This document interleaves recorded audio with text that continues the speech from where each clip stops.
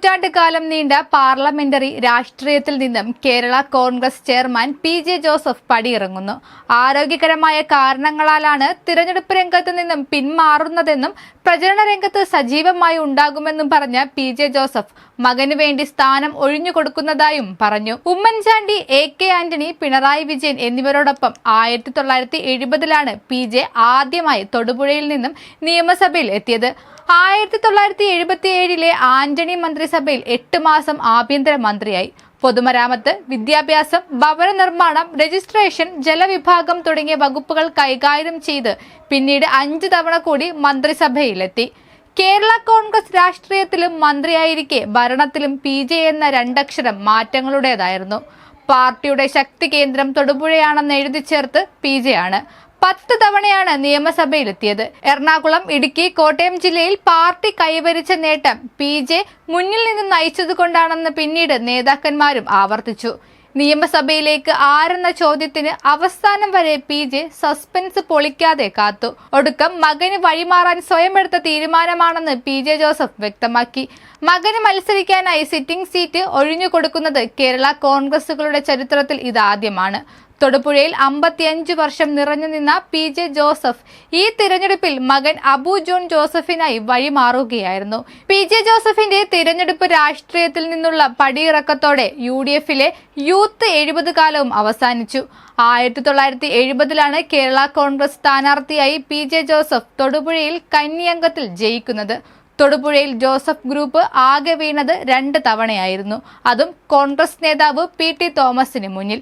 1970-ൽ കന്നിയംഗത്തിൽ തന്നെ PJ. Joseph ഇവിടെ ജയിച്ചതാണ്. പിന്നീട് 1977, 80, 82, 87 തിരഞ്ഞെടുപ്പുകളിൽ വിജയം ആവർത്തിച്ചു. കേരള കോൺഗ്രസ് LDFിലെത്തിയ 1991-ൽ പി.ടി. തോമസ് മണ്ഡലം പിടിച്ചെടുത്തു. ജോസഫ് ഗ്രൂപ്പിലെ പി.സി. ജോസഫിനെ 1092 വോട്ടുകൾക്ക് മറികടന്നാണ് പി.ടി. വിജയക്കൊടി പാറിച്ചത്. 1996-ലെ തീപാറിയ പോരാട്ടത്തിൽ പി.ജെ. ജോസഫ് ഒരിക്കൽ കൂടി ആധിപത്യം നേടി. 2021-ൽ പക്ഷേ വിജയം പി.ടി. തോമസിനോടൊപ്പം നിന്നു.